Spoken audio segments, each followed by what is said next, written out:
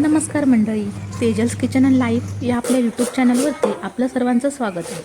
तुम्ही अंडा बुर्जी, पनीर बुर्जी तर खाल्ली असेल, पण तुम्ही कधी फ्लॉवरची बुर्जी खाल्ली का हो? चवीला तर खूप भारी लागते.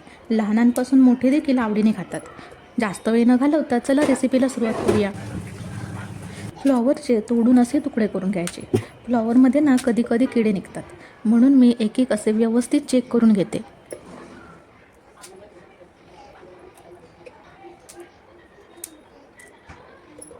पहा, फ्लॉवर साफ करून झाला असे तुकडे करून घेतले. आता हे गरम गरम उकळत्या पाण्यात टाकायचे. त्याआधी या पाण्यात ना मी थोडं मीठ टाकलं आणि हे फ्लॉवरचे तुकडे असे पाण्यात टाकून थोडा वेळ ठेवून द्यायचे. 5-10 मिनिटांनी थोड्या वेळाने फ्लॉवरचे पीस बाहेर काढले.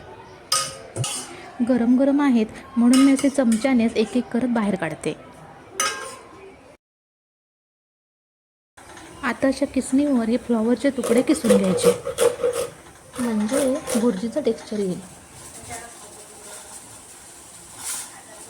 कांदा, टोमॅटो बारीक कापून घ्यायचा.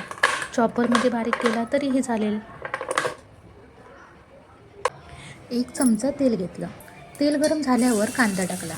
2 कांदे बारीक चिरून घेतले होते. कांदा तेलात व्यवस्थित छान फ्राय करायचा. कांदा असा सॉफ्ट होऊन कलर बदलला पाहिजे. कांदा छान फ्राय झाला. आता इथे बारीक चिरलेला टोमॅटो टाकायचा. टोमॅटोसुद्धा सॉफ्ट होईपर्यंत फ्राय करायचा. आता तुम्ही पाहू शकता कांदा टोमॅटो मस्त एकजीव झाला आहे. आता यामध्ये 1 चमचा लाल तिखट आणि अर्धा चमचा गरम मसाला पावडर टाकली.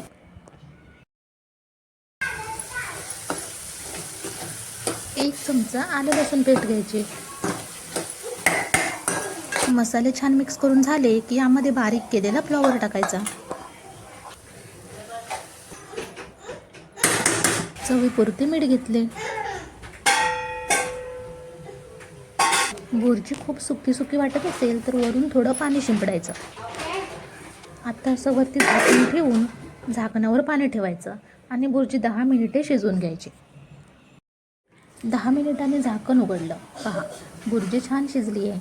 तुम्ही वरून कोथिंबीर टाकू शकता, अजून छान टेस्ट येईल.